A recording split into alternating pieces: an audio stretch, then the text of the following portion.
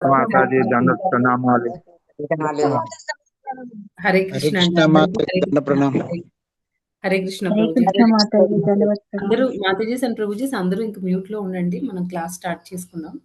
హరే కృష్ణ మాతాజీ. హరే కృష్ణ మాతాజీ దండవత్ ప్రణామాలు. దండవత్ ప్రణామాలు. తెలుగు గీత కార్యక్రమానికి స్వాగతం. ఈరోజు మనం కార్యక్రమాన్ని ప్రారంభించే ముందు జగన్నాథ స్వామి ఆశీస్సులు తీసుకుందామండి. జై జగన్నాథ్ బలదేవ్ సుభద్రమయ్యకి జై, సుదర్శన్ భగవాన్ కి జై, వామనదేవ్ కి జై, परशुराम भगवान की जय, पंचतत्वा की जय, प्रभुपाद की जय, पतित पावन जयप्रकाश स्वामी गुरु महाराज की जय। ओम अज्ञानातिमिरन्धस्य ज्ञानाञ्जनशलाकया चक्षुरुन्मिलितं येन तस्मै श्रीगुरवे नमः। नमो विष्णुपादाय कृष्णप्रेष्ठाय भूतले श्रीमते भक्तिवेदान्त स्वामिनिति नामिने। नमस्ते सरस्वते देवे गौरवाणी प्रचारिणे निर्विशेष शून्यवादी पाश्चात्य देशतारिणे। जय श्री कृष्ण चैतन्य प्रभु नित्यानंद श्री अद्वैत गदाधरा श्रीवासादि गौर भक्त वृंद। हरे कृष्णा कृष्णा कृष्णा हरे हरे, हरे राम राम राम हरे हरे। मूकं करोति वाचालं पंगुं लङ्घयते गिरिं, यत्कृपातमहं वन्दे श्रीगुरुं दीनतारिणं परमानन्दमाधवं श्रीचैतन्य ईश्वरं। హరే కృష్ణ. ఈరోజు మనం 15వ అధ్యాయం 7వ శ్లోకం చూద్దామండి. 15.7 మమైవాంశో జీవలోకే జీవభూతః సనాతనః మనశ్షష్ఠానీంద్రియాణి ప్రకృతిస్థాని కర్షతి। మమైవాంశో జీవలోకే జీవభూతః సనాతనః మనశ్షష్ఠానీంద్రియాణి ప్రకృతిస్థాని కర్షతి। ఈ బద్ధ భౌతిక జగమునందలి జీవులందరూ నా శాశ్వత అంశలు. బద్ధ జీవనము కారణముగా మనస్సుతో కలిపి ఆరైన ఇంద్రియములను కూడి వారు తీవ్ర సంఘర్షణ కావించుచున్నారు.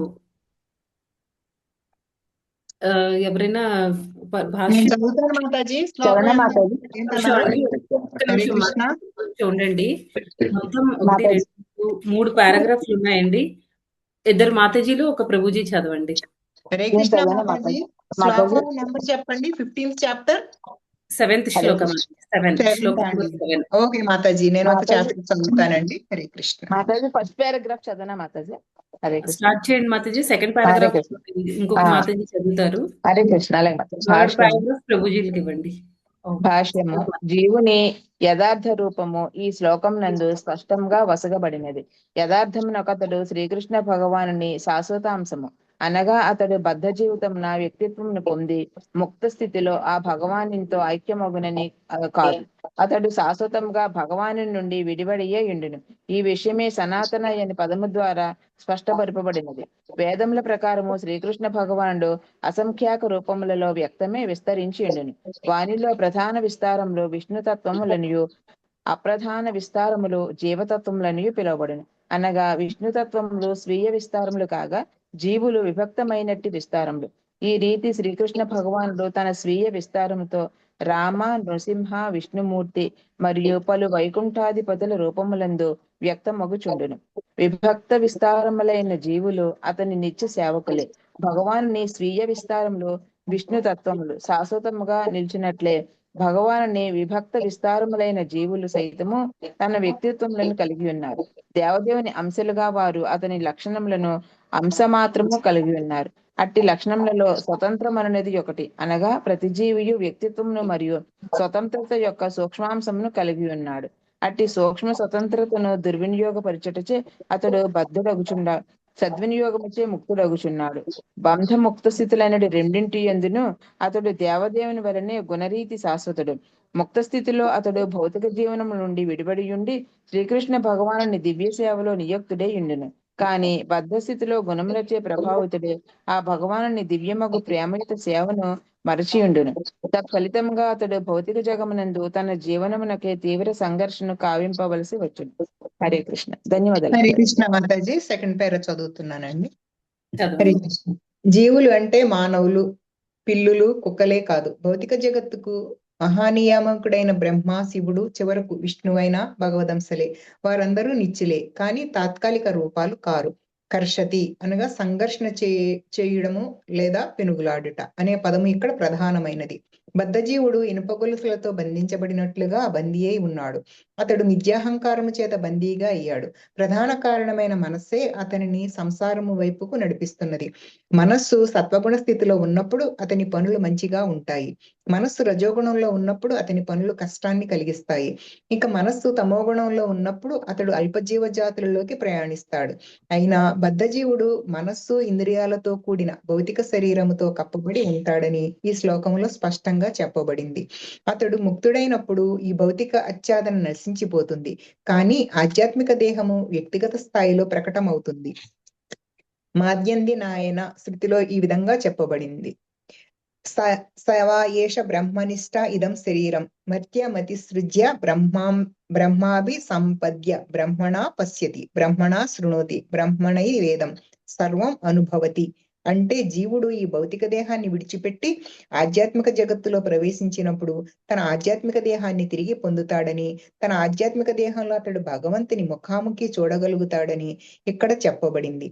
అతడు ఆ దేవదేవుని నుండి ముఖాముఖి వినగలుగుతాడు, మాట్లాడగలుగుతాడు, యథాతథంగా అర్థం చేసుకోగలుగుతాడు. స్మృతి నుండి కూడా వసంతి యత్ర పురుషాః సర్వే వైకుంఠ మూర్తయః అని తెలుసుకోబడింది. అంటే ఆధ్యాత్మిక లోకాలలో ప్రతి ఒక్కడు దేవదేవుని వంటి రూపము కలిగిన దేహంలో వసిస్తాడు. దేహ నిర్మాణానికి సంబంధించినంత వరకు అంశలైన జీవులకు ప్రధానాంశలైన విష్ణుమూర్తులకు భేదము లేదు. అంటే ముక్తిలో జీవుడు భగవదనుగ్రహం మేరకు ఆధ్యాత్మిక దేహాన్ని పొందుతాడు. హరే కృష్ణ. థ్యాంక్ యూ మాతాజీ. థ్యాంక్ యూ మాతాజీ. ప్రభుజీలు ఎవరైనా చదవండి.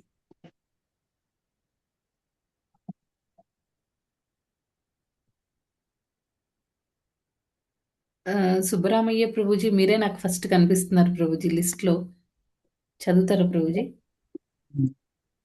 చదవాలి మాతాజీ. చదవండి ప్రభుజీ. భగవద్గీత ఎన్నో అధ్యాయం మాతాజీ? 15వ అధ్యాయం 7వ శ్లోకం ప్రభుజీ.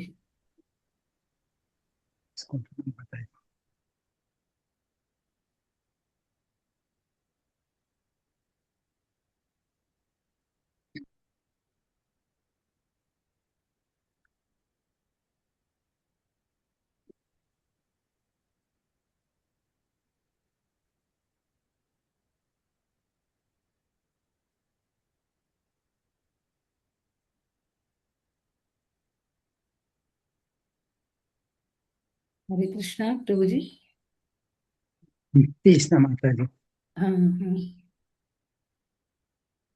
స్టార్ట్ చేయండి ప్రభుజీ. హరే కృష్ణ మాతాజీ. హరే కృష్ణ ప్రభుజీ. ఇది మమ్మాయి వంశ అదే కదా మాతాజీ?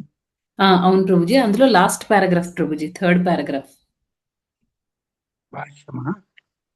భాష్యం. ఈ శ్లోకంలో అక్కడి నుంచే కదా మాతాజీ? అవునవును ప్రభుజీ. ఈ శ్లోకంలో మమై వాంశ దేవాది దేవుని విభిన్న అంశానుపదము కూడా ఎంతో ముఖ్యమైనది.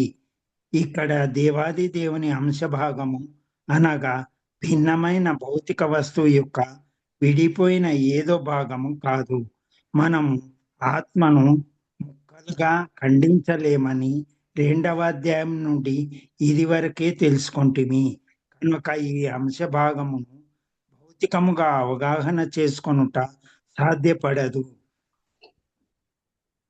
ఆత్మ ముక్కలుగా ఖండించబడి తిరిగి జోడించుటకు వీలయ్యేది భౌతిక పదార్థము కాదు. సనాతన అనే సంస్కృత పద ప్రయోగము వాడబడుటచే అట్టి భౌతిక భావన ఇక్కడ సరిపోదు. ఆ అంశ నిత్యమైనది. 2వ అధ్యాయపు ఆరంభములో దేహినోస్మిన్ యథా దేహి అను శ్లోకము ద్వారా ప్రతి దేహంలోనూ దేవాది దేవుని అంశ అయిన ఆత్మ నిలచి ఉండునని చెప్పబడెను.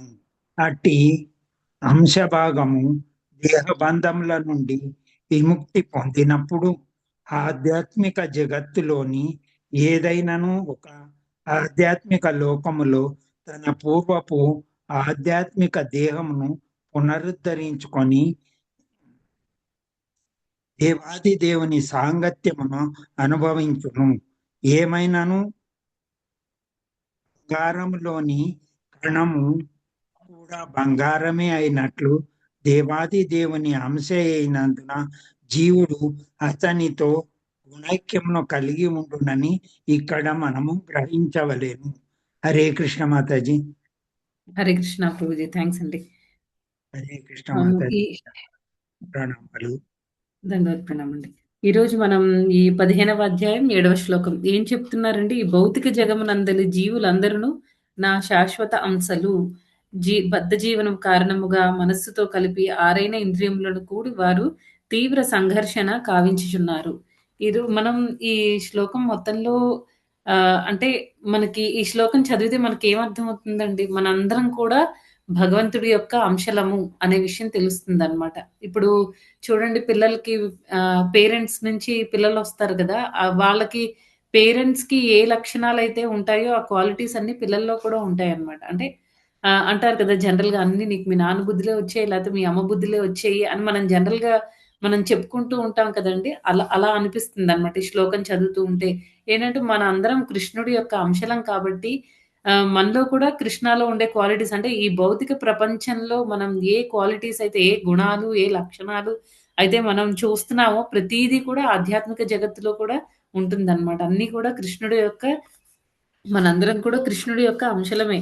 అయితే మనం ఇప్పుడు మనం భగవంతుడితో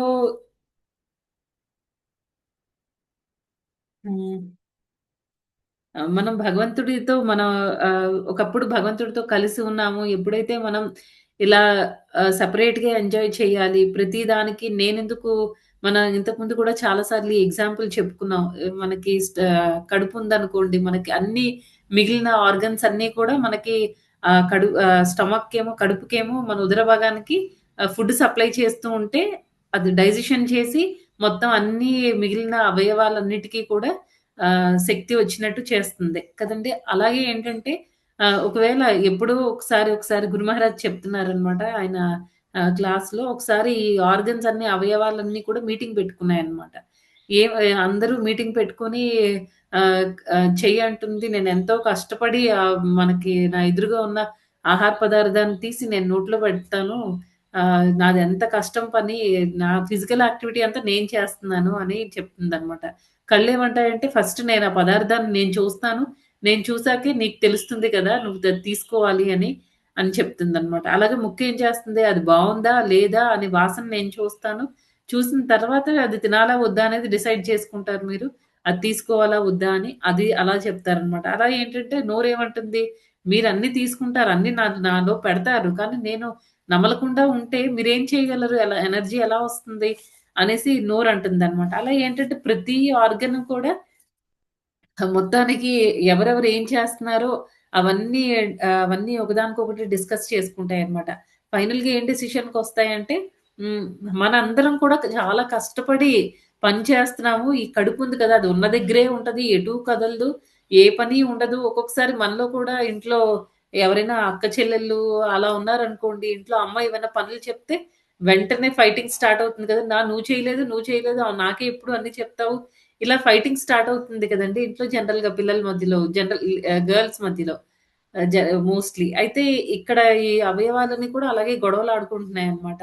ఏంటంటే నువ్వు నేను చేశాను, నేను ఇది చేస్తున్నాను, నేను అది చేస్తున్నాను అనుకుంటే ఫైనల్‌గా ఏంటంటే అది ఒక అండర్‌స్టాండింగ్‌కొచ్చేస్తాయన్నమాట. ఇలా కాదు, లాభం లేదు, మనందరం స్ట్రైక్ చేద్దాం. అప్పుడు ఈ కడుపు కదలకుండా అది చక్కగా ఓ దగ్గర కూర్చొని అన్నీ ఎంజాయ్ చేస్తుంది గదా! ఎలా ఎంజాయ్ చేస్తదో చూద్దాము అని అవన్నీ ఒక మీటింగ్ పెట్టుకుంటాయన్నమాట. తర్వాత ఇంక ఏ ఆర్గన్ కూడా పనిచేయడం మానేస్తది. చెయ్యి ఏది కనిపించినా ఆహారం కళ్ళేమో చూడడం మానేస్తాయి. చెయ్యేమో తీసుకోవడం మానేస్తుందన్నమాట. ఇలా బ్రెయిన్ కూడా అన్నీ కోఆపరేట్ చేసుకోవడం మానేస్తాయి. అప్పుడేమవుతుందంటే ఫైనల్‌గా ఇంకా స్టమక్‌కి ఫుడ్ ఎళ్ళదు. అన్నీ కొంచెం కొంచెం సేపు వరకు అవన్నీ టాలరేట్ చేసుకొని అలా భరించుకొని ఉంటాయన్నమాట. తర్వాత ఏమవుతుంది, ఏ ఆర్గాన్‌కి కూడా ఎనర్జీ సప్లై అవ్వదు కాబట్టి, శక్తి అనేది రాదు కాబట్టి, ఏమవుతుందంటే అవి అన్నీ నీరసించిపోతాయన్నమాట. దానికి ఓపెన్ చేయడానికి కూడా కళ్ళకి ఓపిక ఉండదు. చెయ్యి మూవ్ చేయడానికి ఓపిక ఉండదు. అలా అన్నీ ఓపిక లేకుండా అయిపోతాయి. అప్పుడు అవి అర్థం చేసుకుంటాయన్నమాట. ఓహ్! మనకంటే మనం మనం మాత్రమే కాదు, మనం కనిపించి పని చేస్తున్నాము. కడుపు అనేది లోపల దానికి ఆ డైజెస్టివ్ సిస్టమ్, జీర్ణ వ్యవస్థ అనేది సరిగ్గా పనిచేయకపోతే మనకి చాలా ప్రాబ్లమ్. అంటే మనం ఎంత చేస్తున్నాం దాని పాటు అది చేస్తుంది. ఎవరు చేయాల్సింది వాళ్ళు చేస్తున్నారు అని అవి అన్నీ అర్థం చేసుకుంటాయన్నమాట. అర్థం చేసుకొని ఇంకా మళ్ళీ కోఆపరేషన్ స్టార్ట్ అవుతుంది. అలా అన్ని అవయవాలన్నీ కూడా బాగా పనిచేయడం మొదలు స్టార్ట్ అవుతాయన్నమాట. అయితే ఈ శ్లోకంలో ఏం ఏం చేస్తున్నారంటే భగవంతుడు స్టమక్ లాగా అయితే మనందరం కూడా, కాకపోతే ఏంటంటే అక్కడ ఆహ్, స్టమక్‌కి మనకి కడుపుకి ఏంటంటే అన్నిటి అవసరం ఉంది. ఇక్కడ భగవంతుడికి జస్ట్ ఎగ్జాంపుల్‌లా చెప్తున్నారు గానీ, భగవంతుడు ఆయన యాక్టివిటీస్ చేసుకోవడానికి ఆయనకి ఎవ్వరి అవసరము లేదనమాట. మిగతా ఆర్గన్స్ అన్నీ పనిచేస్తేనే స్టమక్‌కి ఫుడ్ సప్లై అవుతుంది గదండీ! అలా అది ఇక్కడ ఆ పార్ట్ అనేది ఇక్కడ అప్లికబుల్ కాదు. ఎందుకంటే భగవంతుడు ఇండిపెండెంట్. ఆయన ఎప్పుడూ ఆయనకి తెలియని విషయం అంటూ ఏమీ ఉండదు. తర్వాత ఆయన అన్నీ చాలా మన అవసరం లేకుండా ఆయన ఇండిపెండెంట్‌గా అన్నీ ఉండొచ్చు. కాకపోతే ఏంటంటే భగవంతుడికి మనందరం కోఆపరేట్ చేస్తే అది మనకు మంచిదనమాట. ఏ రకంగా అయితే మిగతా ఆర్గన్స్ అన్నీ స్టమక్‌కి సపోర్ట్ చేయడం వల్ల మిగతా ఆర్గన్స్ అన్నీ కూడా, మిగతా అవయవాలన్నీ కూడా వాటి పని అవి చేసుకొని అవి శక్తివంతంగా ఉండగలుగుతున్నాయి కదా! అలా కూడా సేమ్ మనకు కూడా అదే రూల్ అప్లికబుల్ అనమాట. ఎప్పుడైతే మనం భగవంతుడికి సపోర్ట్ చేసుకొని భగవంతుడికి భగవంతుడితో మనం బాగా ఉంటామో అప్పుడేమవుతుందంటే మనం చాలా ఆహ్, మన పనులన్నీ కూడా చాలా సాఫీగా, మన జీవితం చాలా సాఫీగా నడుస్తుందనమాట. కానీ బయట ప్రపంచంలో చూస్తే చాలామంది ఎంతో సఫర్ మనం అందరం కూడా నిజంగా చాలా అదృష్టవంతులం. ఎందుకంటే మనందరిలో కొంతమంది 20స్‌లో ఉండొచ్చు. కొంతమంది 30స్‌లో, 40స్‌లో, 50స్‌లో, 60స్‌లో అలా డిఫరెంట్ ఏజ్ గ్రూప్స్‌లో మనందరం ఉన్నాం. కానీ ఏంటంటే కొంతమందికి తొందరగా అంటే 20స్‌లో ఉండేవాళ్ళు ఈ క్లాసులు అటెండ్ అవ్వడము, భగవద్గీత, భాగవతం ఈ స్క్రిప్చర్స్ అన్ని చదవడం చేస్తే నిజంగా వాళ్ళు ఇంకా అదృష్టవంతులనమాట. అలాగే ఏంటంటే మన ఏజ్ ఏదైనా సరే ఇప్పటికైనా మనం రియలైజ్ అయ్యాము. భగవంతుడి ఇంపార్టెన్స్ మనం రియలైజ్ అయ్యాం. మనం ఇండిపెండెంట్‌గా ఉండి మనం ఏమి చేసుకోలేము అనే విషయాన్ని ఎంత తొందరగా గ్రహించగలిగితే అంత మంచిదనమాట. బయట ప్రపంచంలో మనం ఆహ్, మనం వీటికి అంటే సేవల కోసం బయటికెళ్ళినప్పుడు చాలా మందిని చూస్తూ ఉంటామనమాట. ఎంతో సఫర్ అవుతూ ఉంటారు. కానీ భగవంతుడి నామం తీసుకోవడానికి వాళ్ళు రెడీగా ఉండరనమాట. వాళ్ళని చూస్తే నిజంగా చాలా బాధాకరమైన పరిస్థితనమాట వాళ్ళది. అంత సఫర్ అవుతూ ఉంటారు. కానీ రెడీగా ఉండరనమాట. దేవుడి నామం ఇంకా నాకు టైం కావాలి. నాకు ఓ టైం లేదు, ఓపిక లేదు. నీకు ముందు నీ పరిస్థితి బాలేదు. చాలా మందిని చూసామనమాట. చాలా మందిని చూస్తూ ఉంటాం మనం. ఆహ్, ఆహ్, రీసెంట్‌గా ఒక అమ్మాయిని చూసాను. ఆ అమ్మాయి లాస్ట్ 2 ఇయర్స్ బ్యాక్ ఆ అమ్మాయిని చూసాను. సెంటర్‌కొచ్చింది. ఆ అమ్మాయికి ఇద్దరు పేరెంట్స్ లేరనమాట. ఎంత ఎంత బాధాకరమైన సిట్యుయేషన్ అండి. ఆ అమ్మాయికి ఒక 25, 26 ఇయర్స్ ఉంటాయి. పేరెంట్స్ ఇద్దరు చనిపోయారు. వాళ్ళ అక్క ఎవరో దగ్గర ఉండి ఆ అమ్మాయి, అంటే వాళ్ళ అక్క ఆ అమ్మాయికి కొంచెం సపోర్ట్ అన్నమాట. కానీ ఎవరి లైఫ్ వాళ్ళది కదండీ! అలాంటప్పుడు ఆ అమ్మాయి ఎంత జాగ్రత్తగా ఉండాలి. ఆహ్, అప్పటికి క్లాస్‌లో ప్రభుజీలు చెప్పారు. అంటే క్లాస్ చెప్పేవాళ్ళు కొన్ని పాయింట్స్ ఆ అమ్మాయికి రిలేట్ అయినట్టు, అంటే ఇంటెన్షనల్‌గా కాదు, అన్‌ఇంటెన్షనల్‌గా జరిగింది. ఉద్దేశపూర్వకంగా కాకుండా ఫ్లోలో వాళ్ళు చెప్పారు. ఆ అమ్మాయికి రిలేట్ అయ్యాయి అని మా అందరికీ తెలిసింది. అలాగే డివోటీస్ కూడా, మాతాజీలు కూడా చాలా మంది చెప్పారు. రోజు రెగ్యులర్‌గా సెంటర్‌కి రా, డివోటీస్ అసోసియేషన్ తీసుకో, జపం చెయ్యి, భగవంతుడి నామం తీసుకో. అలా ఎన్నో చెప్పారనమాట. అలా చెప్పిన తర్వాత కూడా ఆ అమ్మాయి లాస్ట్ 2 ఇయర్స్‌గా చాలా తక్కువ సార్లు చాంటింగ్ చేసింది. అసలు సెంటర్‌కే రాలేదు. మళ్ళీ రీసెంట్‌గా చూసామనమాట. అలా ఏంటంటే అంత ప్రాబ్లమ్‌లో ఉంది. రేపేంటో తెలీదు. ఒక సలహా ఇచ్చేవాళ్ళు లేరు. మంచి చెడు చెప్పేవాళ్ళు లేరు. బ బాధని అన్నిటికంటే మించి ఏంటంటే ఆ ప్రేమ దొరకదనమాట. అంటే మనల్ని ఇష్టపడేంతగా పేరెంట్స్ ఇష్టపడేంతగా ఇంకెవరు మనల్ని ఇష్టపడకపోవచ్చు. ఆ అమ్మాయి అది మిస్ అవుతుంది. అయినా సరే దాని నుంచి బయటకి రాలేని పరిస్థితనమాట. ఎందుకు ఇవన్నీ జరుగుతున్నాయి అనంటే, భగవంతుడు ఏం చెప్తున్నారంటే, ఇది మనకి మనస్సుతో కలిపి 6 ఇంద్రియాలుంటాయి. ఆ ఇంద్రియాలన్నీ కూడా చాలా తీవ్ర సంఘర్షణలో ఉంటాయి. ఎందుకు ఈ ఇంద్రియాలు, మనస్సు ఇవన్నీ ఎందుకు చాలా తీవ్ర సంఘర్షణతో ఉంటాయి అంటే, ఇంద్రియాలకి పని చెప్పి, ఒక సరైన మార్గంలో పెట్టాల్సిన అవసరం మనస్సుకి, బుద్ధికి ఉందన్నమాట. అలాంటి మనస్సనేది ప్రాపర్‌గా లేదనుకోండి ఏమవుతుంది, మనం భగవద్గీతలో ఇంతకుముందు నేర్చుకున్నాం కదండీ! భగవద్గీత 6.34 అందులో మైండ్ లక్షణాలిచ్చారు. చంచలం హి మనః కృష్ణ ప్రమాథీ బలభద్రుడం తస్యాహం నిగ్రహం మన్యే వాయోరివ సుదుష్కరం. ఇక్కడ ఏం చెప్తున్నారు? మనసు చంచలంగా ఉంటుంది. తర్వాత ప్రమాథి చాలా చాలా ఏమంటారు, టర్బ్యులెంట్. ఒక నిమిషం. 6.34 చాలా దృఢంగా ఉంటుంది. చాలా శక్తివంతంగా ఉంటుంది.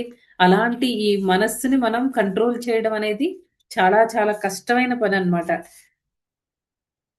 మనకి మనస్సు యొక్క లక్షణాలు ఎలా ఉన్నాయి, దాన్ని మనం కంట్రోల్ చేయడం అనేది ఎప్పటికీ జరగదు. కాకపోతే ఏంటంటే దాన్ని ఎంగేజ్ చేయాలి. దాన్ని ఎంగేజ్ చేయాలి అంటే ఎలాగా అనేది మనం చూద్దాం. అయితే ఈ శ్లోకంలో ఏం చెప్తున్నారంటే, మనసు చంచలంగా ఉంటుంది. పూర్ణంగా ఉంటుంది. ఎప్పుడు చాలా డిస్టర్బ్డ్‌గా ఉంటుందన్నమాట. చాలా దృఢంగా ఉంటుంది. మిగులు బలవత్తరముగా అయి ఉన్నది. అలాంటి దాన్ని మనం వాయువునైనా కంట్రోల్ చేయొచ్చు కానీ, అర్జునుడు చెప్తాడన్నమాట. వాయువునైనా కంట్రోల్ చేయగలను కానీ, నేను మనస్సును మాత్రం కంట్రోల్ చేయలేను అని. ఇంకొక శ్లోకంలో ఏం చెప్తున్నారు మనస్సు గురించి? అంటే ఇప్పుడు మనం మనస్సు ఒక్కదాన్ని ప్రాపర్‌గా ఎంగేజ్ చేయడం వల్ల మన ఇంద్రియాలన్నీ కూడా కరెక్ట్‌గా వర్క్ అవుతాయి. అంటే కరెక్ట్‌గా నిగ్రహించబడతాయన్నమాట. కరెక్ట్‌గా ఎక్కడ యూజ్ చేయాలో, ఎలా యూజ్ చేయాలి అనే బుద్ధి కూడా మనకి వస్తుందన్నమాట. దానికోసం మన మనస్సు అనేది చాలా ఇంపార్టెంట్. తర్వాత ఇక్కడ 6.6లో ఏం చెప్తున్నారంటే మనస్సు గురించి, బంధురాత్మాత్మనస్తస్య ఏనాత్మైవాత్మనా జితః అనాత్మనస్తు శత్రుత్వే వర్తేతాత్మైవ శత్రువత్. ఎవరైతే మనస్సును జయిస్తారో వాళ్ళకేమవుతుందంటే మనస్సు బెస్ట్ ఫ్రెండ్ అవుతుంది. ఎవరైతే మనస్సును జయించలేకపోతారో వాళ్ళకేమవుతుంది, మనస్సు శత్రువు అవుతుందన్నమాట. ఇప్పుడు మనకి చిన్నప్పుడు మనం జూలియస్ సీజర్ గురించి మనం చదువుకున్నాం కదండీ! దానిలో ఏమవుతుంది, జూలియస్ సీజర్ అనేది అంటే యాక్చువల్‌గా అది ఒక పర్సన్ ఏం కాదు. షేక్స్‌పియర్ నోవెల్ అన్నమాట. నవల ఆధారంగా నవల రాసారు షేక్స్‌పియర్. దానిలో మెయిన్ క్యారెక్టర్ ఎవరు అంటే జూలియస్ సీజర్ అన్నమాట. ఈ జూలియస్ సీజర్ ఏంటి అంటే ఆయన చాలా శక్తివంతమైన రాజు అన్నమాట. అతను ఏం చేస్తాడంటే, అతను చాలా యాక్చువల్‌గా అది వాళ్ళ కంట్రీలో ఎలా ఉంటదంటే సినేట్ అని ఉంటుందన్నమాట. సెనేట్‌లో ఏంటంటే వాళ్ళు ఆహ్, రాజుని సపోర్ట్ చేయడము అవన్నీ చేస్తారు. అంటే గ్రూప్ ఆఫ్ మినిస్ట్రీ లాగా అన్నమాట. గ్రూప్ లాగా ఉంటారు. వాళ్ళు రాజు చేసే యాక్టివిటీస్ అవన్నీ చూస్తూ ఉంటారన్నమాట. అయితే ఈ జూలియస్ సీజర్ ఎలా ఉండేవాళ్ళు అంటే, అతనికి ఒక ఫ్రెండ్ ఉండేవాడు బ్రూటస్ అని. అయితే ఈ జూలియస్ సీజర్ చాలా పవర్‌ఫుల్ కింగ్ అన్నమాట. ఎన్నో దండయాత్రలు చేస్తూ ఉంటాడు. ఎక్కడికి ఏ రాజ్యం మీద దండయాత్ర చేసినా జూలియస్ సీజరే గెలుస్తూ ఉంటాడన్నమాట. అయితే ఈ సెనేట్‌లో ఉండే వాళ్ళందరికీ కూడా చాలా భయం పట్టుకుంటుంది. అమ్మో! వీడేంటి ఎవరికైనా అంతే. ఇప్పుడు భౌతిక ప్రపంచంలో జనరల్‌గా అలాగే కదండీ ఉంటుంది. ఎవరైనా బాగా పవర్‌ఫుల్ అయిపోతున్నారు అనంటే, ఆ గ్రూప్‌లో ఉన్న మిగతా వాళ్ళకేమవుతుంది, భయం పట్టుకుంటుందన్నమాట. వీడు మనల్నందరిని కాదని ఎక్కడ ఇంకా ముందుకెళ్ళిపోతాడో అనే భయం ఉంటుంది కదా! అలాగే జూలియస్ సీజర్ మీద ఈ సెనేట్‌లో ఉండే వాళ్ళందరికీ కూడా ఒక టైప్ ఆఫ్ ఒక జెలసీ అనుకోవచ్చు. లేకపోతే ఆహ్, ఒక టైప్ ఆఫ్ భయం అయ్యి ఉండొచ్చు. మొత్తానికి వాళ్ళేం చేస్తారంటే, ఒక కాన్స్పిరసీ ప్లే చేస్తారు. అంటే ఒక కుట్ర పన్నుతారనమాట. కుట్రలో భాగంగా ఎలా అయినా సరే ఈ జూలియస్ సీజర్‌ని చంపాలి అని అనుకుంటారు. అయితే ఈ జూలియస్ సీజర్‌కి ఒక మంచి ఫ్రెండ్ ఉండేవాడనమాట బ్రూటస్. ఆ బ్రూటస్‌కి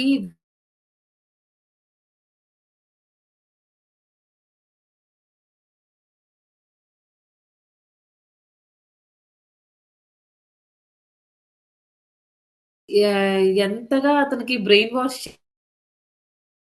అంటే ఈ జూలియస్ సీజర్ అలాగా ఏంటంటే మనకంటే పవర్‌ఫుల్ కింగ్ వచ్చినప్పుడు అతను వాళ్ళతో చేతులు కలిపేసి మన రాజ్యానికి ఇతని వల్ల హాని ఉంది అన్నట్టు క్రియేట్ చేస్తారనమాట ఈ బ్రూటస్ దగ్గర. బ్రూటస్ కూడా దాన్ని నమ్మేస్తాడు. ఏం చేస్తాడంటే ఒక టైంలో జూలియస్ సీజర్ డైరెక్ట్‌గా జూలియస్ సీజర్ దగ్గరికి వెళ్లి ఆయన్ని కత్తితో పొడిచి చంపేస్తాడన్నమాట. అంటే ఇప్పుడు కత్తితో పొడిచి చంపుతున్నప్పుడు జూలియస్ సీజర్ చాలా బాధపడతాడన్నమాట. ఎప్పుడూ ఎక్స్‌పెక్ట్ చేయడు. తన ఫ్రెండ్ తనని ఎంతలాగా మోసం చేస్తాడు అని అస్సలు అనుకోడన్నమాట. దానికి ముందు క్లియోపాత్రా అని చెప్పేసి ఇంకొక క్యారెక్టర్ కూడా ఉంటుంది. ఈ జూలియస్ సీజర్‌కి ఈ ఈ ఇతను ఒక కంట్రీకి కింగ్ అయితే ఆ క్లియోపాత్రా అనేది ఈజిప్షియన్ క్వీన్ అన్నమాట.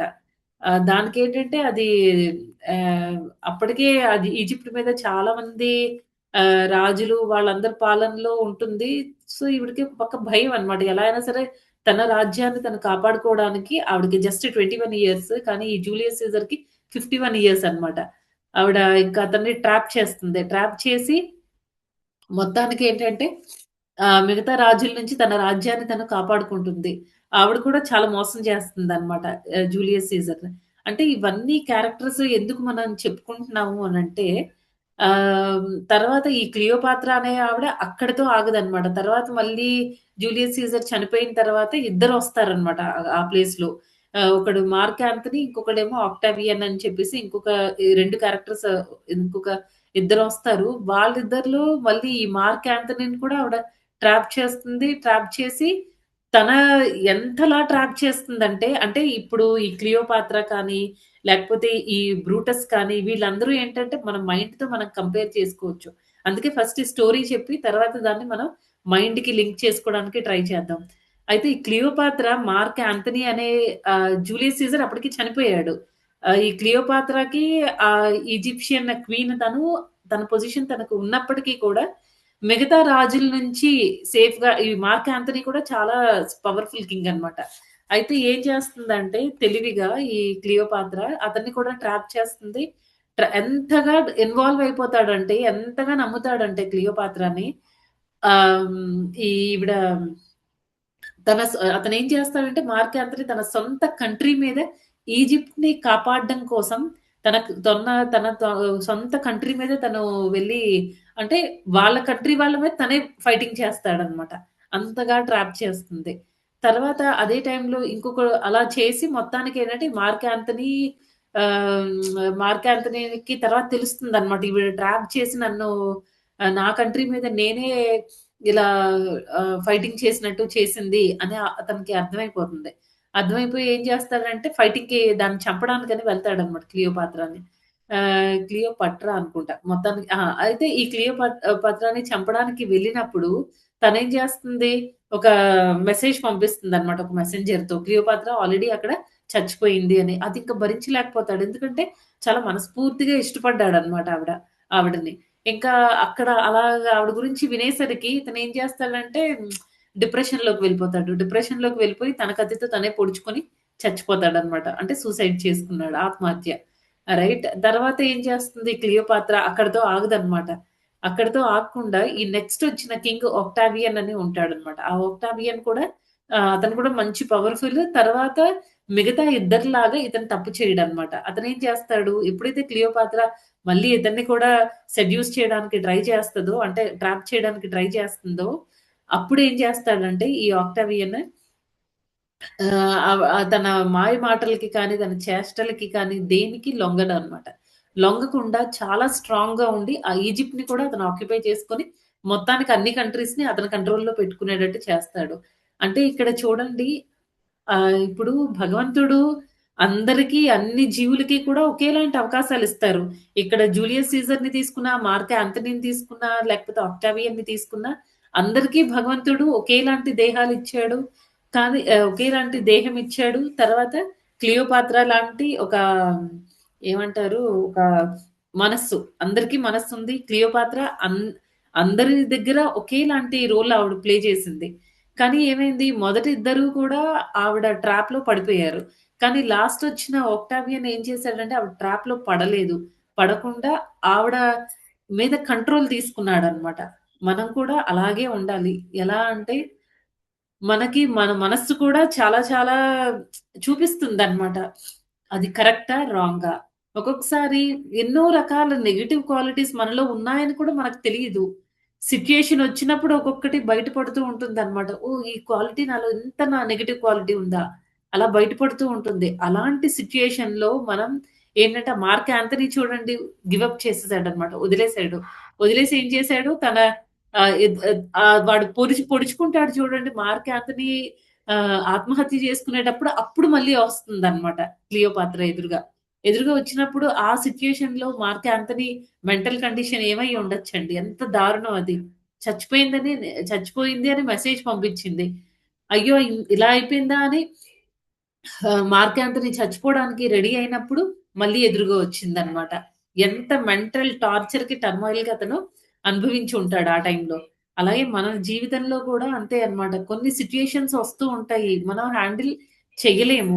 అలాంటప్పుడు ఏం చెప్తున్నారంటే కొన్ని సార్లు మనం ఆ అవేర్‌నెస్ అనేది మన మైండ్‌కి మనం ఇవ్వాలన్నమాట. అలాంటప్పుడు మనం భగవంతుడికి ఎప్పుడు మనం గుర్తుపెట్టుకోగలుగుతాము.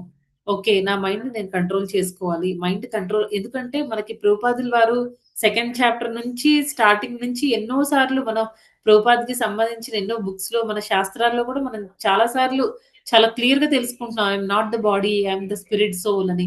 మనం ఈ దేహం కాదు, మనం ఆత్మ స్వరూపులము అనే విషయం మనం తెలుసుకుంటున్నాం. అయితే మైండ్ కూడా బాడీకి సంబంధించిందే కదండీ! మనకి 2 రకాల బాడీలుంటాయి అని మనకు తెలుసు కదా! ఒకటి గ్రాస్ బాడీ, ఒకటి సటిల్ బాడీ. ఒకటి స్థూల శరీరము, సూక్ష్మ శరీరం.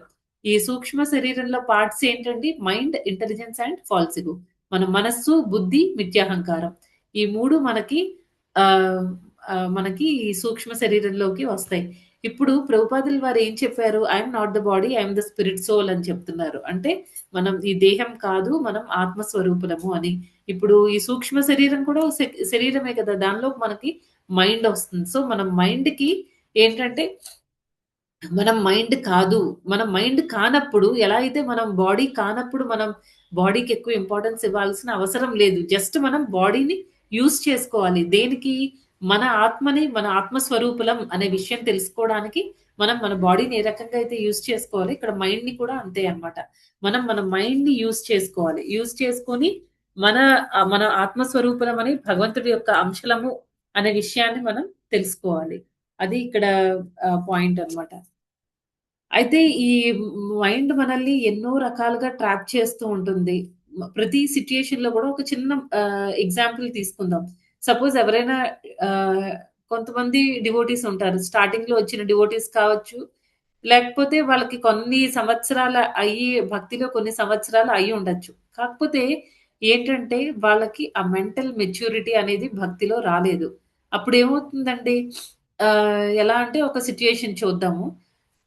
వాళ్ళకి ఎవరైనా వేరే డివోటీస్ ఎవరైనా వచ్చారు. వీళ్ళు మనం చెప్పుకుంటున్న ఈ పర్టిక్యులర్ ఎక్స్ అనే డివోటీకి చాలా ఇయర్స్ అంటే ఆల్‌మోస్ట్ ఒక 15 ఇయర్సో లేకపోతే ఒక 20 ఇయర్స్ అలాగా భక్తి జీవితంలో ఉన్నారు. కాకపోతే ఏంటంటే వాళ్ళు భక్తి అయితే చేస్తున్నారు. కానీ ఎలా చెప్పాలంటే ఆ ఇంటెన్సిటీ అనేది అంటే ఇన్ని ఇయర్స్ గడిచాయి గదా! ఆ ఇంటెన్సిటీ అనేది ఇంకా రాలేదన్నమాట. కొంచెం కొంచెంగా చాలా స్లోగా వెళ్తున్నారు ప్రాసెస్‌లో. ఎందుకు? వాళ్ళలో ఎన్నో అనర్థాలున్నాయి. ఇంకా ఎన్నో ఆహ్, ఏమంటారు కొన్ని చెడ్డ అలవాట్లని ఇంకా వదులుకోలేకపోయారు. సో, వాళ్ళలా వెళ్తున్నారనమాట. అలాంటి వాళ్ళ దగ్గరికి భగవంతుడు మనకేంటంటే, మనం ఏ సిట్యుయేషన్‌లో ఉన్నా సరే, ఎప్పుడు మనకి హెల్ప్ చేయడానికే చూస్తాడనమాట. అలాంటి డివోటీ దగ్గరికి సపోజ్ ఇంకెవరైనా నియోఫైట్ డివోటీ జస్ట్ ఒక 1 ఆర్ 2 ఇయర్స్ వచ్చిన ఉన్న డివోటీస్ వచ్చి వాళ్ళు చాలా ఎఫిషియంట్‌గా భక్తి చేస్తున్నారనుకోండి. అప్పుడు ఈ మెచ్యూరిటీ లేని 20 ఇయర్స్ ప్రాక్టీస్ చేసిన డివోటీ పరిస్థితి ఎలా ఉంటుందండి? ఆ సిట్యుయేషన్ అతను పాజిటివ్‌గా తీసుకోలేడు. అవునా కాదా అండి? జనరల్‌గా అంతే కదా! ఎందుకు అతనిలో మెంటల్ మెచ్యూరిటీ అనేది లేదు. మైండ్ మీద కంట్రోల్ లేదు. మైండ్ మీద కంట్రోల్ లేవు కాబట్టే ఇంకా ఎన్నో అనర్థాల్ని 20 సంవత్సరాలుగా 20 సంవత్సరాలకి ముందు అతను క్యారీ చేసాడు. 20 సంవత్సరాలు భక్తి జీవితంలోకి వచ్చిన తర్వాత కూడా ఆ నెగెటివ్ క్వాలిటీస్ అన్నిటిని అతను క్యారీ చేసుకుంటున్నాడు. అందుకే ఏమవుతుంది ఈ సిట్యుయేషన్‌లో ఆ వచ్చిన డివోటీ 2 అంటే 2 విధాలుగా అతను కొత్త డివోటీని చూడొచ్చు. ఒకటి ఏంటి అంటే ఇదేంటి నేను 20 సంవత్సరాలుగా ఉన్నాను భక్తి జీవితంలో. నేనింత చేయలేకపోతున్నాను. వీళ్ళేంటి ఇంత చేస్తున్నారు. భక్తుడేంటి ఇంత చేస్తున్నాడు అని చెప్పేసి ఆహ్, కుళ్ళుకోవడం. జెలసీ ఫీల్ అవ్వడం అన్నమాట. అది మైండ్ మైండ్ మనకిచ్చే ఇన్‌స్ట్రక్షనే. ఏంటి నువ్వు 20 ఇయర్స్ ఎక్స్‌పీరియన్స్ ఉన్న సీనియర్ డివోటీవి, అదేంటి మొన్నే వచ్చింది ఎంత బా చేసేస్తుందో అని చెప్పేసి నీకంటే బా చేసేస్తుంది. అలా ఎలా అవుతుంది? నువ్వు సపోజ్ వాళ్ళు కూడా మీరు ట్రైన్ చేసిన డివోటీ అనుకోండి. నువ్వు ట్రైన్ చేసిన డివోటీ నీకంటే ముందుకెళ్ళిపోయింది అని చెప్పేసి ఒక టైప్ ఆఫ్ జెలసీ ఐడియా ఇవ్వచ్చు. ఇంకొక రకంగా ఏమవుతుంది, ఓహ్! కృష్ణ నాకు నిజంగా ఇంత చిన్న వయసులో ఆ పర్టిక్యులర్ భక్తుడు ఎంత బాగా చేస్తున్నాడు అనంటే, నిజంగా నువ్వు నాలో ఉన్న ఆ ఎగోయిస్టిక్ క్వాలిటీస్‌ని, లేకపోతే ఆ అనర్థాల్ని అన్నిటిని వాష్ చేసేస్తున్నావు. నువ్వు క్లియర్ చేయడానికి నువ్వు ఆ డివోటీని నాకిప్పుడు చూపిస్తున్నావు కదా! అని పాజిటివ్‌గా కూడా తీసుకోవచ్చు. 2 మనకి మైండ్ ఇచ్చే ఇన్‌స్ట్రక్షన్సే. ఫస్ట్ తీసుకుంటే ఏమవుతుందండి, మనం వేరే డివోటీస్‌ని చూసి కుళ్ళుకోవడము, అసూయ చెందడం అలాంటివి జరిగితే ఏమవుతుంది, మనం ఎప్పటికీ ఎదగలేమనమాట. కృష్ణుడు కూడా మనల్ని ఏదో చేస్తుందిలే అని ఇంకొక ఛాన్స్ ఇచ్చుకుంటూ మన మన ఒక జన్మలో కాకుండా ఎన్నో జన్మలు తీసుకుంటూ చాలా స్లోగా మనం వెళ్తామనమాట కృష్ణ దగ్గరికి. కానీ అందరికీ ఒకేలాంటి అవకాశాలు, అందరికీ అవే 24 గంటలు టైమున్నాయి. అందరికీ అవే కాళ్ళు, చేతులు, ముక్కు అన్నీ మనకి ఆ అవయవాలన్నీ పనిచేస్తున్నాయి. ఇన్ని మనకి మనం ఏదైనా విషయం అర్థం చేసుకునే జ్ఞానం మన దగ్గర ఉంది. ఇన్ని ఉంచుకొని మనం ఎందుకు కొన్ని చీప్ క్వాలిటీస్‌ని మనం డెవలప్ చేసుకొని ఎందుకు భగవంతుడి నుంచి దూరం అయిపోవాలి? ఇప్పుడు ఈ శ్లోకంలో అంతే కదండీ! మనస్సు, ఇంద్రియాలు కరెక్ట్‌గా లేకపోవడం వల్ల మనం భగవంతుడిని అర్థం చేసుకోకుండా ఆయన అంశలము మనం ఆయనకి సపోర్ట్ చేస్తేనే, ఆయనతో ఉంటేనే మనం హ్యాపీగా ఉంటాము అనే విషయాన్ని మనం వదిలేసి ఇవన్నీ చేస్తూ ఉన్నామనమాట. అలా కాకుండా ఆ సిట్యుయేషన్‌ని కృష్ణుడు ఇచ్చిన మనల్ని మనం ఉద్ధరించుకోవడానికి భగవంతుడు పంపించిన ఒక మంచి ఇన్‌స్ట్రుమెంట్‌గా మనం ఆ డివోటీని ఒక మంచి హెల్ప్ చేసే వాళ్ళు మనకి హెల్ప్ చేయకపోవచ్చు. ఎందుకంటే ఎవరి లైఫ్ వాళ్ళది. ఎవరి బిజీ లైఫ్ వాళ్ళదనమాట. వాళ్ళు మనకి హెల్ప్ చేయకపోవచ్చు. కానీ వాళ్ళని క్లోజ్‌గా అబ్జర్వ్ చేసి మనల్ని మనల్ని మనల్ని మనం ఉద్ధరించుకునే అవకాశం భగవంతుడిచ్చాడు కాబట్టి దాన్ని డెఫినిట్‌గా మనం వాడుకోవాలనమాట. లేకపోతే ఏమవుతుందండి, భగవంతుడు అవకాశాలు ఇస్తూనే ఉంటాడు. చూసే ఏమంటారు ఆపర్చునిటీస్‌ని, అవకాశాలను మనం ఉపయోగించుకునే అంత నేర్పరితనం అవి మనకి ఉండవనమాట. అందుకే ఇక్కడ కొన్ని ఆహ్, మైండ్‌ని కంట్రోల్ చేసుకుంటే మన ఇంద్రియాలన్నీ కూడా ప్రాపర్‌గా కంట్రోల్ చేసుకోవడం అంటే మనం కంట్రోల్ చేసుకోవడం అవ్వదు. అందుకే ఏం చేయాలి, తెలుసుకోవాలనమాట.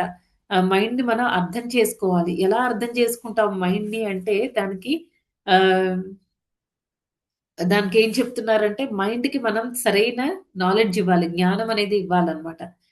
తర్వాత ఈ భగవద్గీత, భాగవతం లాంటి శాస్త్రాలన్నీ చదవడము, వేరే డివోటీస్ గురించి తెలుసుకోవడము, ఆచార్యుల గురించి తెలుసుకోవడం అవన్నీ చెయ్యాలనమాట. ఇదంతా ఏంటి, మైండ్‌కి మనం ఇలా ఇన్‌పుట్స్ ఇస్తున్నామనుకోండి, ఇది మంచిది, మంచివన్నీ మనం ఇస్తున్నామనుకోండి, ఏమవుతుంది, మైండ్ చాలా పీస్‌ఫుల్‌గా ఉంటుందనమాట. ఎందుకంటే మనకు కూడా అనిపిస్తుంది కదా! ఈ క్లాస్‌లో ఉన్నంత సేపు మనకి మైండ్ చాలా ప్రశాంతంగా, అబ్బా! అన్నీ విన్నాము. చాలా మంచి మాటలు నేర్చుకున్నాం ఈరోజు అని మనకనిపిస్తుంది. క్లాస్ అయిపోగానే ఏమవుతుందంటే మళ్ళీ మన రొటీన్‌లో పడతామనమాట. మన రొటీన్‌లో పడినప్పుడు క్లాస్‌లో ఉన్నంత ప్రశాంతత మనకి ఆ రోజులో జరిగిన ఎన్నో సంఘటనల వల్ల మనకి ఆ ప్రశాంతత అనేది మనం కోల్పోవచ్చు. కాకపోతే ఏమవుతుంది, మళ్ళీ నెక్స్ట్ రోజు మళ్ళీ మనకి రీచార్జ్ అవుతుందనమాట. ఎలాగైతే ఫోను బ్యాటరీ ఎలాగైతే డిశ్చార్జ్ అయిపోయినప్పుడు మళ్ళీ మనం దాన్ని కరెంట్ సప్లై పెట్టినప్పుడు మళ్ళీ ఎలాగైతే చార్జ్ అవుతుందో మనకు కూడా అంతే అన్నమాట. ఇవన్నీ కూడా కరెంట్ సప్లై లాంటివి. మనం ఎప్పుడైతే పవర్ కనెక్షన్ ఇస్తామో మళ్ళీ మనం రీచార్జ్ అవుతూ ఉంటాం. ఒక టైమ్ వచ్చేసరికి ఏమవుతుందంటే ఆ స్టెబిలిటీ అనేది మనకొస్తుందన్నమాట. తర్వాత ఇంకొకటి ఏంటి, మన మైండ్‌కి మనం ఫస్ట్‌దేంటి అంటే మన జ్ఞానం ఇస్తూ ఉండాలి. స్క్రిప్చర్స్ వాటిని అర్థం చేసుకొని మన నిజ జీవితంలో మనం వాటిని ఇంప్లిమెంట్ చేసుకున్నట్టు ఉండాలి. నాలెడ్జ్ అనేది ఫస్ట్‌దనమాట. మైండ్‌కి మనం సరైన నాలెడ్జ్ ఇవ్వాలి. రెండో పాయింట్ ఏంటి అంటే మనం చేసే పని మైండ్‌ఫుల్‌గా చేయాలనమాట. మైండ్‌ఫుల్‌గా చేయడం అంటే ఏంటి? సపోజ్ మనం చాంటింగ్ చేస్తున్నాం అనుకోండి. ఎలాగో మనం 2 గంటల సేపు మనం ఈ చాంటింగ్ కంప్లీట్ చేయలేము. మినిమమ్ 1½ అవర్ నుంచి 2 అవర్స్ మనకు 16 మాలలు చేయడానికి టైం పడుతుంది.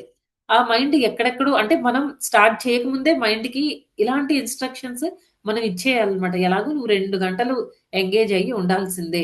నువ్వు ఎందుకు అటు ఇటు తిరుగుతావు? దానికి బదులు ఒక ఒక ఫిక్స్‌డ్‌గా ఉండు. భగవంతుడికి ఎలాగో ఇస్తున్నావు కాబట్టి, అది ఆ టైంలో చాంటింగ్ చేసే టైంలో నువ్వు చాంటింగ్ మాత్రమే చెయ్యి.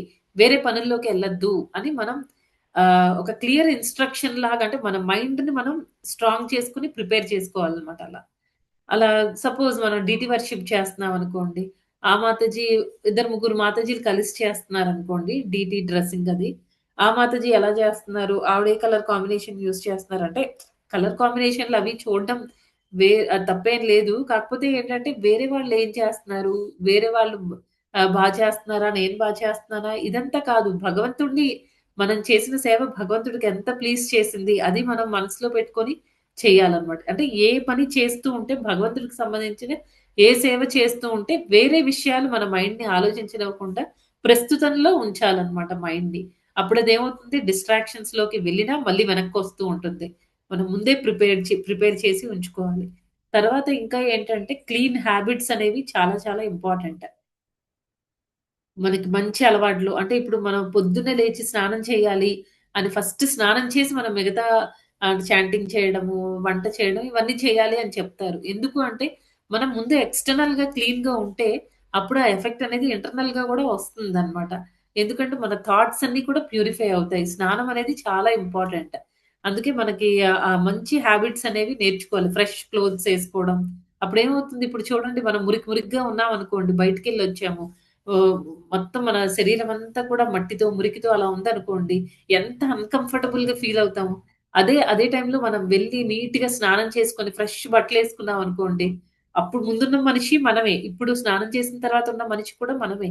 కానీ మన మన ఫ్రెష్‌నెస్‌లో మనకి చాలా తేడా వస్తుందనమాట. మన ఆలోచనల్లో చాలా హ్యాపీగా మైండ్‌కి చాలా రిలాక్స్‌డ్‌గా ఉంటుందనమాట. అలాంటి ఫ్రెష్‌నెస్‌తో మనం చాంటింగ్ చేశామనుకోండి, అది ఎంత ఎఫెక్టివ్‌గా ఉంటుంది. అందుకే ఏంటంటే మనం అంటే కొత్తగా వచ్చిన వాళ్ళకి ఓకే. మీరు ఏ టైంలో చేసినా పర్వాలేదు, ఎలా చాంటింగ్ చేసినా పర్వాలేదు. చాంటింగ్ మాత్రం ఆపకండి చెయ్యండి అని అంటాం. కానీ కొన్ని సంవత్సరాలు గడిచిన వాళ్ళకి ఎలాంటి ఇన్‌స్ట్రక్షన్ ఇస్తాం మాతాజీ? స్నానం చేయకుండా కాకుండా స్నానం చేసి చేయండి. ఆ తేడా అనేది చాలా ఆహ్, చా ఆ ఎఫెక్ట్ అనేది చాలా డిఫరెంట్‌గా ఉంటుంది అని మనం చెప్తాం. కదండీ! అలా ఏంటంటే అది ఒకటి మంచి పాయింట్ అన్నమాట. మంచి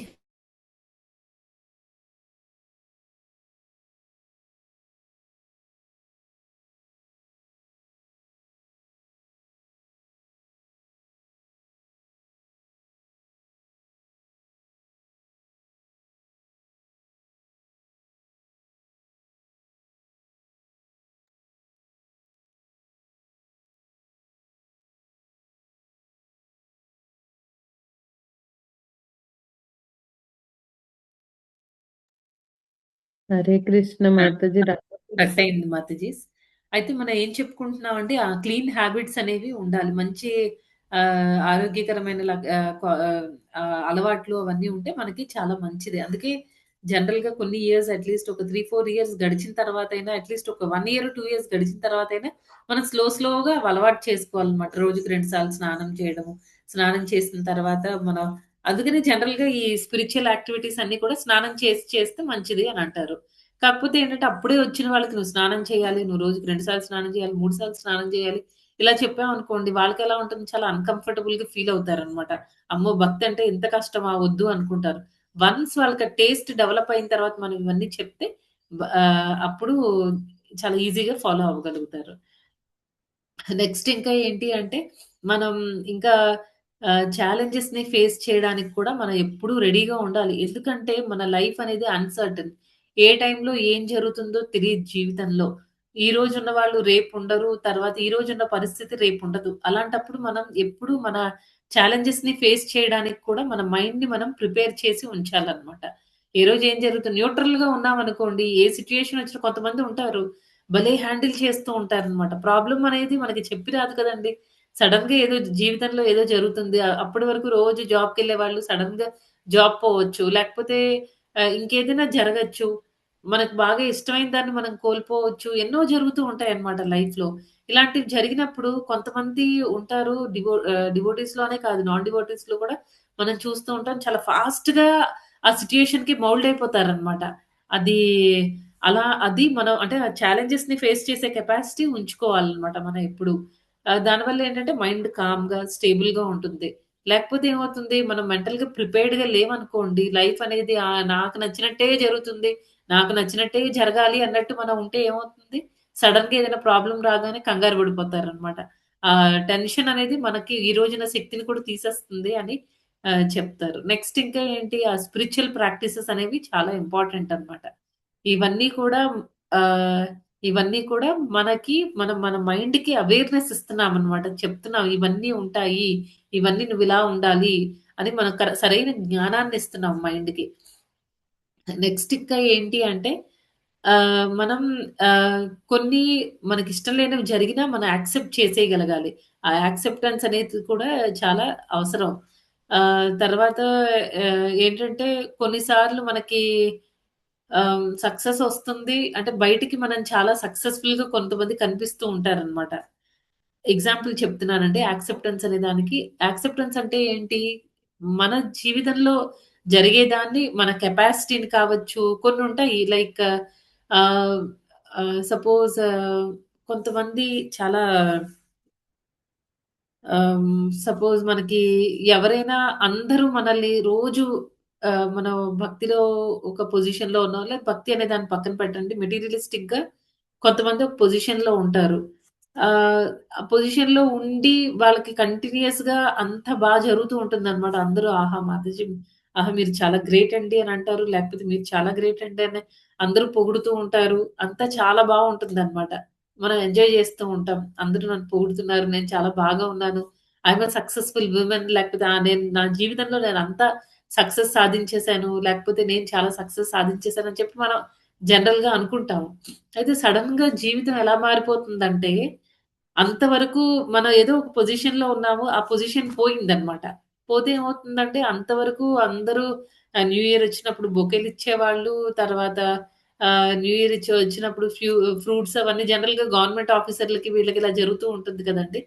ఆహ్, బాగా అన్నీ ఇస్తారనమాట. స్వీట్స్ అవి ఇవ్వడము, న్యూ ఇయర్ కార్డ్ ఇవ్వడం. సడెన్‌గా అతనికి ఆ పొజిషన్ పోయిందనుకోండి, సస్పెండ్ అవ్వడమో, లేకపోతే ఇంకేదైనా జరిగిందనుకోండి, అప్పుడు పరిస్థితి ఏమవుతుందండి? చిన్నప్పుడు మనం మన పేరెంట్స్‌ని చూస్తుంటాం కదా! మన పేరెంట్స్ ఎవరైనా గవర్నమెంట్ ఆఫీసర్‌లయితే ఇంటికొచ్చి మరీ చాలా చాలా కేజీలు యాపిల్స్ అని అలా నిండిపోతూ ఉండేవన్నమాట. అంత గౌరవించేవాళ్ళు. తర్వాత వన్స్ ఆ పర్టిక్యులర్ పర్సన్ రిటైర్ అయిపోయారనుకోండి, అప్పుడు పరిస్థితి ఏమవుతుందండి? అంతవరకు ఉన్న ఈ గౌరవాలు ఇవన్నీ ఉండవు. అంటే ఏంటి? అప్పుడు చాలా డిస్టర్బ్ అయిపోతారు. అదేంటి ఇంతవరకు నన్ను అందరూ ఇలా చూసుకున్నారు. ఇప్పుడు నేను రిటైర్ అయిపోయిన తర్వాత ఏంటి ఇలా వదిలేసారు అని అనిపించొచ్చు. అది మనం అలాంటి సిట్యుయేషన్స్‌ని మనం యాక్సెప్ట్ చేయడం అన్నమాట. యాక్సెప్ట్ చేసేయాలి. ఈరోజే అంటే మనకి ఆ గౌరవం లభించినప్పుడు కూడా జస్ట్ ఇది నా పొజిషన్‌కి వాళ్ళిచ్చే గౌరవం నాకు కాదు. ఈ పొజిషన్ ఎప్పుడైతే పోతుందో అయిపోయింది. నాకు ఈ గౌరవాలు ఇవన్నీ ఉండవు అని మన మైండ్ మనం ముందే ప్రిపేర్ చేసుకొని మైండ్ దాన్ని అంగీకరించేటట్టు మనం రెడీ చేయాలన్నమాట. తర్వాత ఇంకొక సిట్యుయేషన్ కూడా చెప్తాను చూడండి. ఇదేంటి పాజిటివ్ యాక్సెప్టెన్స్ అన్నమాట. ఇంకొకటి నెగెటివ్ యాక్సెప్టెన్స్ ఏంటి? కొంతమంది ఉంటారు. మనం జనరల్‌గా డివోటీస్‌లో చూస్తూ ఉంటాం. I am the most fallen Mataji. నేనే అందరికంటే వేస్ట్. నాకంటే వేస్ట్ ఫెలోస్ ఇంకెవరు లేరు. అంటే ఏంటి? వాళ్ళలో కొన్ని పాజిటివ్ క్వాలిటీస్ ఉన్నాయి. అయినప్పటికీ కూడా ఏంటంటే, అది 100% మనస్ఫూర్తిగా అంటున్న మాటలు కాదు. జస్ట్ పైపైన వస్తున్న మాటలనమాట. ఇది యాక్సెప్టెన్స్ అనిపించుకోదు. మనల్ని మనం తగ్గించుకోవడం అవుతుందనమాట. అలా ఎప్పుడూ ఉండకూడదు. ఎక్కడ ఎలా బిహేవ్ చేయాలి, ఎలా ఉండాలి అనేది మనం తెలుసుకొని ఉండాలి. అన్నీ ఇప్పుడేంటంటే దిగజారిపోకూడదు. ఇప్పుడు మనం యాక్సెప్టెన్స్ అంటున్నాం కదా! అని చెప్పి ఎవరో మనల్ని తంతున్నా సరే దాన్ని మనం యాక్సెప్ట్ చేసేసి ఇదే నా జీవితం నేనింత వేస్ట్ అది కాదండి యాక్సెప్టెన్స్ అంటే. జరిగే వాస్తవాల్ని మన జీవితంలో జరుగుతున్న కొన్ని వాటిని కొన్ని కంట్రోల్‌లో లేనివి ఉంటాయి చూడండి. వాటిని మనం ఈజీగా యాక్సెప్ట్ చేయగలిగి ఉంటే మన లైఫ్ అనేది స్మూత్‌గా ఉంటుంది. అది. నెక్స్ట్ ఇంకా ఏంటి అంటే ఆహ్ నెక్స్ట్ ఇంకా ఏం చెప్తున్నారంటే, మనం ఎప్పుడు కూడా కొన్ని వాటిని మనం యాస్పైర్ చేసుకోవాలి. అంటే ఏంటి, మన మంచి రోల్ మోడల్స్‌ని మనం సెట్ చేసుకోవాలి. అది భక్తి జీవితం కానివ్వండి, భౌతికపరమైన జీవితం అయినా సరే, మనకి మన జీవితంలో కొంతమంది రోల్ మోడల్స్ లాగా ఉండాలనమాట. ఇప్పుడు మనకి కొంతమంది డివోటీస్‌ని చూస్తూ ఉంటాం. జనరల్‌గా మోస్ట్‌లీ మన మెంటర్స్ కావచ్చు, లేకపోతే ఇంకా మనకంటే హై లెవెల్‌లో అంటే బాగా భక్తి చేస్తున్న డివోటీస్‌ని మనం చూసినప్పుడు వాళ్ళని మన రోల్ మోడల్స్‌గా, మన ఐడియల్స్‌గా పెట్టుకోవాలనమాట. అప్పుడేమవుతుంది, మనం ఏ పని చేస్తున్నా సరే ఈ సిట్యుయేషన్‌లో మనల్ని తీసేసి వేరే ఆ సీనియర్ డివోటీని, మనకి నచ్చిన సీనియర్ డివోటీని అక్కడ పెట్టి, ఈ మాతాజీ లేకపోతే ఈ ప్రభుజీ ఇదే కండిషన్‌లో నేనున్న ఈ కండిషన్‌లో వాళ్ళుంటే వాళ్ళెలా హ్యాండిల్ చేస్తారు అనేది మనకు తెలుస్తుందనమాట.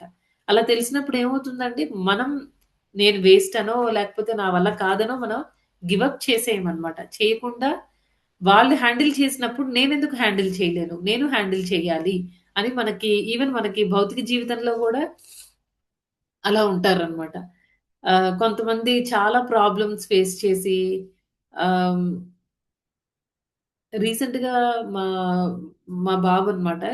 రీసెంట్‌గా ఏం కాదు. ఒక ఆల్‌మోస్ట్ ఒక 1 ఇయర్ బ్యాక్ నాకు ఆ పేరు గుర్తులేదండి. క్రికెటర్ ఎవరో మన ఇండియన్ క్రికెట్ టీమ్‌లో ఇప్పుడు ఆడుతున్నాడు. ఆ అబ్బాయి చిన్నప్పుడు చాలా స్ట్రగుల్స్ అన్నీ ఫేస్ అయ్యి ఇప్పుడు ఇంటర్నేషనల్ ఐ మీన్ మన ఇండియన్ క్రికెట్ టీమ్‌కి ఆ అబ్బాయి దానిలో 11 మెంబర్స్‌లో ఆ అబ్బాయి కూడా ఉన్నాడనమాట. అలా ఏంటంటే చిన్నప్పుడు చాలా స్ట్రగుల్స్ ఫేస్ చేసాడనమాట. బాంబేలో ఉండి పేరెంట్స్ అందరిని వదిలేసి, ఎవరో వేరే వాళ్ళ సాయం తీసుకొని, ఏదో రోడ్ సైడ్ ఏదో చిన్న వ్యాపారం చేసుకుంటూ, చిరిగిపోయిన షూస్ ఏసుకొని అలాగే ప్రాక్టీస్‌కెళ్ళి జింగానియా అలాగే జింగానియా ఆయన పేరు. అహా! ఏంటండి? రాణే ఏ రాణే జింగానియా మాతాజీ ఆయన పేరు. బొంబాయిలో ఉంటాడు. వాళ్ళ మమ్మీ చాలా కష్టపడింది పాపం. కాదు మాతాజీ. క్రికెటర్. ఆహా! ఈ పేరైతే కాదు. నాకా పేరు గుర్తు రావట్లేదు. కానీ వీళ్ళైతే కాదు మాతాజీ. తిలక్ హ్మ్. వర్మనా మాతాజీ? తిలక్ వర్మ కూడా కాదు మాతాజీ. కాదు. ఆ అబ్బాయి ఇప్పుడు ప్రెజెంట్ ఆడుతున్నాడు. చాలా యంగ్. చాలా చిన్నోడు మాతాజీ. ఇప్పుడు ఒక 20-23 ఉండొచ్చేమో. హ్మ్. సరేలెండి. పేరేదైనా మనకి అక్కడ ఆ ఇన్‌స్పిరేషన్ మనం తీసుకుందాము. అయితే ఆ అబ్బాయి ఏంటంటే ఆహ్, చాలా స్ట్రగుల్ అయ్యాడన్నమాట. చాలా స్ట్రగుల్ అయ్యి మొత్తానికి ఆహ్, ఏవేవో పనులు చేసుకుంటూ మదర్ కష్టపడడం కాదండి. ఆ అబ్బాయే ఓన్‌గా చాలా కష్టపడి క్రికెట్ షూస్ కూడా లేకపోతే వాటికి కూడా అబ్బాయి చాలా స్ట్రగుల్ అయ్యి మొత్తానికి వచ్చాడన్నమాట. అది నాకు విన్నప్పుడు చాలా బాగా అనిపిచ్చింది. అంటే మనం తీసుకునే మనకి క్రికెట్ అవన్నీ మనకు అవసరం లేదు గదండీ! మనకి భక్తి జీవితంలో మనం ఎలా ఇంప్లిమెంట్ చేయొచ్చు. ప్రతి ఒక్కళ్ళకి ఒక రోల్ మోడల్ అనేది ఉండాలనమాట. చిన్నప్పుడు మదర్ తెరీసా నాకు చాలా ఇన్‌స్పైరింగ్‌గా అనిపిచ్చేది. తర్వాత అవన్నీ భక్తి లేకుండా మనం అవన్నీ చేసినా అవన్నీ పెద్ద ఫ్రూట్‌ఫుల్ కాదు. అది అంటే మనం ఈ భగవంతుడి దగ్గరికి వెళ్ళలేము అనేది తర్వాత అర్థమైంది. కాకపోతే ఏంటంటే మనకి భౌతిక జీవితంలో ఎలాగైతే మనం ఒక రోల్ మోడల్‌ని పెట్టుకొని వాళ్ళని చూస్తూ వాళ్ళది ప్రతీదీ మనం అబ్జర్వ్ చేస్తూ మనం వెళ్ళడానికి ట్రై చేస్తూ ఉంటాము. ఈవెన్ ఆధ్యాత్మిక జీవితంలో కూడా మనకి అలాగే ఉండాలనమాట. ఎవరైనా రోల్ మోడల్‌ని పెట్టుకొని, వాళ్ళని చూసుకుంటూ, మనకి ప్రాబ్లమ్ వచ్చినప్పుడు వాళ్ళని మన ప్రాబ్లమ్‌లో పెట్టి వాళ్ళెలా సాల్వ్ చేస్తారు అనేది ఆలోచిస్తే డెఫినిట్‌గా మనలాగా లోగా అయితే ఆలోచించరు. వాళ్ళ ఆలోచన విధానం అంతా హైగా ఉండడం వల్లే మనం వాళ్ళని రోల్ మోడల్‌గా పెట్టుకున్నాము. ఇవన్నీ అర్థమవుతాయన్నమాట. మనకి ఏంటంటే, ఈ ఫస్ట్‌ది మనం ఏం చెప్పుకున్నామండి, ఫస్ట్ మనం దానికి మన మైండ్‌కి మనం కరెక్ట్ నాలెడ్జ్ ఇవ్వాలి. అది అవేర్‌నెస్. నెక్స్ట్‌ది ఏం చేయాలి అంటే, ఆ సిట్యుయేషన్స్‌ని మనం యాక్సెప్ట్ చేసుకుంటూ ముందుకెళ్ళిపోవాలి. లేకపోతే ఏమవుతుంది, అదే నాకొచ్చింది, కష్టమొచ్చింది, వీళ్ళు నన్నిలా అన్నారు అని మనం అక్కడే కూర్చుంటే, మనల్ని అన్నవాళ్ళందరూ ముందుకెళ్ళిపోతారు. మనం అక్కడే ఉండిపోతాం. కాబట్టి ఆ యాక్సెప్టెన్స్ అనేది కూడా అంగీకరించడం అనేది కూడా సిట్యుయేషన్స్‌ని యాక్సెప్ట్ చేసుకొని ముందుకెళ్ళడం కూడా మనకు చాలా ఇంపార్టెంట్. తర్వాత థర్డ్‌ది ఏంటి అంటే, మనం వేరే వాళ్ళలాగా మనకంటే భక్తిలో హైగా ఉండే వాళ్ళని చూసుకొని, వాళ్ళ నుంచి మనం కూడా యాస్పిరేషన్ అనేది ఉండాలి. వాళ్ళలాగా నేను కూడా ఉండాలి, నేను కూడా అవ్వాలి అని మనం సర్టెన్ ఐడియల్స్‌ని, రోల్ మోడల్స్‌ని మనం పెట్టుకోవాలనమాట. తర్వాతేంటంటే ఇంటర్నల్‌గా అందరూ ఉన్నప్పుడు ఒకలాగా ఆ షో ఆఫ్ అనేది ఇస్తూ ఉంటాం కదా!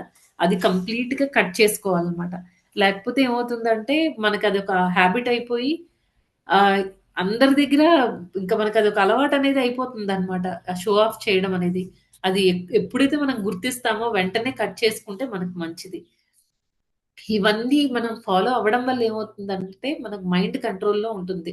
ఈ మైండ్ అనేది ఎప్పుడైతే కంట్రోల్‌లో ఉంటుందో ఈవెన్ మన కంట్రోల్‌లో ఉండడం అని కాదు, కరెక్ట్‌గా ఉంటుందన్నమాట. ఎప్పుడు ఎలాగా ఉండాలి, మైండ్‌ని మనం ట్రైన్ చేసుకోవాలి. మన అవసరాన్ని బట్టి మైండ్‌ని ట్రైన్ చేసుకొని మనం వెళ్ళాలి. నెక్స్ట్ ఇంకా ఏంటి అంటే ఇవన్నీ మనం చేయడం వల్ల మన ఇంద్రియాలు కూడా ఆహ్, కరెక్ట్‌గా ఎంగేజ్ అవుతాయన్నమాట. అప్పుడు ఆ తర్వాత ఏమవుతుంది మనకి ప్యూరిటీ లెవెల్ అనేది పెరుగుతుందన్నమాట. ఇవన్నీ మనం ఫాలో అయితే మన ప్యూరిటీ లెవెల్ అనేది ఇంప్రూవ్ అయ్యి మనం ఏదైతే ఇన్ని ఇయర్స్ నుంచి ఎన్నో జన్మల నుంచి మనం మిస్ అయిపోయాం కదండీ! భగవంతుడి అసోసియేషన్ తీసుకోవడం.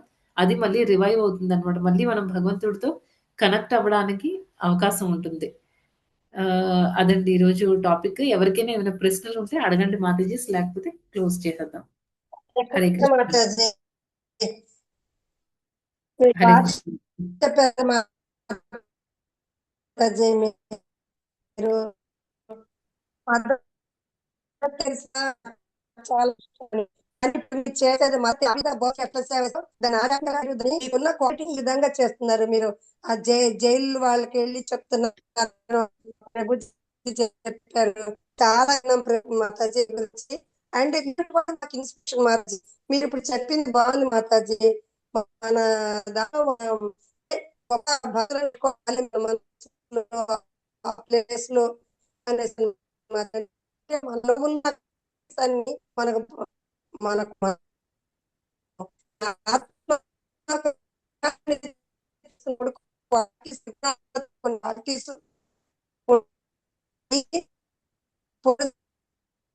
మాతాజీ యాక్చువల్లీ మీ వాయిస్ చాలా బ్రేక్ అవుతుంది మాతాజీ. సేవ వస్తుంది ఒకళ్ళకి మనం చెప్పగలం.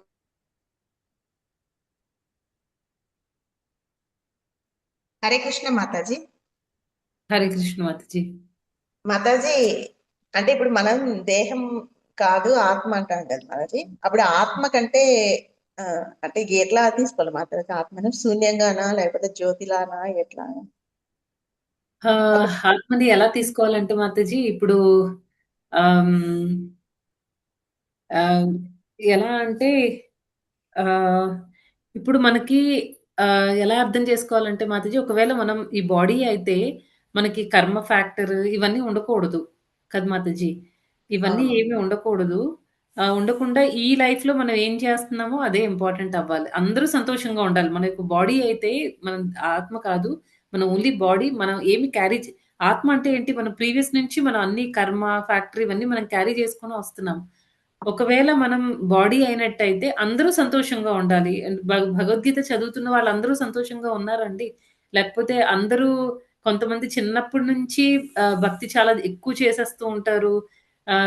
సడెన్‌గా వస్తారు. 1 ఇయర్, 2 ఇయర్స్‌లోనే వాళ్ళు ఎన్నో విషయాల్ని తెలుసుకునేంత కెపాసిటీ వచ్చేస్తుంది. ఇంతకుముందు కూడా నేను ఒక అమ్మాయి గురించి చెప్పాను కదండీ! ఒక అమ్మాయికి ఒక 22-23 ఇయర్స్ ఉంటాయి. కానీ 9 మంత్స్‌లో 9 క్యాంటోస్ భాగవతం చదివింది అని చెప్పాను.